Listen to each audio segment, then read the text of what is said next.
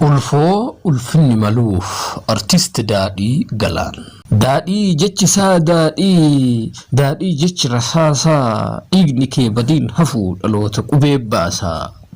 Lapheen kee inni guddaan sammuun kee inni furdaan walleewwan miidhagoo sana maddisiise ariitiin imaluun saba gaddisiise.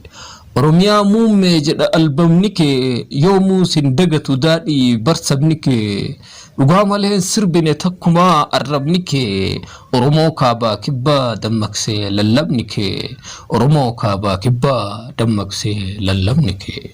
Aggaammiin kee cimaa ta'uu arginaaniin ati wallee keetiin diina sardinaaniin kichuusi haamani haa haamaman jarri dhalaa dhalee isaanii fin dheeratin barri. Fuulaa fi fuulletti sodaaf sin gareeran kanaaf dhokatanii du'aaf si afeeran duuti aadaa ta'uu kee adda isa kaaniin isteejii gubbatti si qaban afaanii. Kam gadheen si dagee sitti roobse qawwee kamtuu si liqimse garjabee si jawwee erga si jeesanii si galaafatanii madaasaan kulkulee samma laafatanii sitti wal jaaranii sirraawwatan daba afaan faajjessanii callisiisan saba afaan faajjessanii callisiisan saba. Gaaffii qaba jennaaniin karaarraa si qabanii osoo nadhii yaafattuu si'uu iyyaa dhabanii. Gaaf maqaa jijjiiramaan namni karaarraa maqee hin jiru kan si dursee dafee diina dammaqee. Dursa dammaquu keetu diina sitti dammaqsee gantuu sitti biteetoo qawween qoma kee cabsee. Fuula kee nu jaalannu nu jalaa karaa dabsee sabni akkasiin falminne afaan faajjessee maqsee.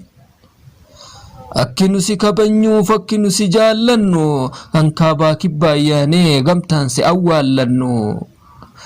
Gaafa namni dhibamu bariin lafaa ni turti gaafa rabbi hayyameef bombiinuu dhagaa urti. Allayyaan fardaan tolu gulufnaan badhee dhuma wantunduu farra qaba kan gootaa gadhee dhuma. Gadhummaan bifaan miti bargochaan madaalama nam tokkoon gadhee jechuuf gocha isaatu laalama. Gadhoonni kanaaf ulfoo dhoowwatanii ulfina daadhii goota biyyattii godhan goota gudina daadhii goota Oromoo godhan goota gudina. Osoo warri saawwanii gaafa aqaamee nyaadhu dursee narratti bare silaa gaadittiin dabru jettee mammaakte sareen. Nutu ajjeesaa daadhii falmeen eenyummeessineef gadda caaluu hundeessaa lamuuf keessummeessine.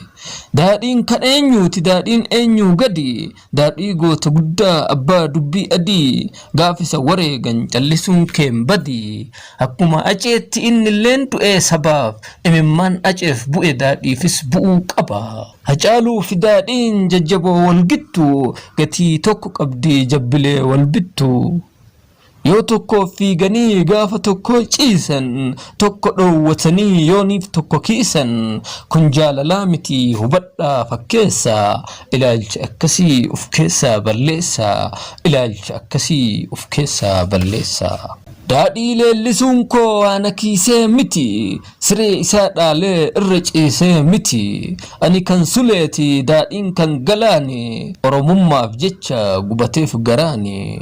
Dhugaan isaa bahee maaf mul'achuu dhabe hayyuu kitaabilee hedduu nuuf katabe.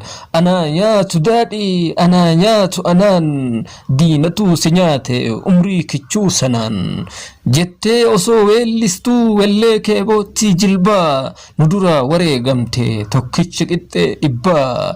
Egaa maal haa jennuree egaa maal haa jennuree egaa maal haa jennuree yaa abbaa sirba taadhii. Du'atu si uggure nagaan boqadhu daadhii du'atu si uggure nagaan boqadhu daadhii du'atu si uggure nagaan boqadhu daadhii.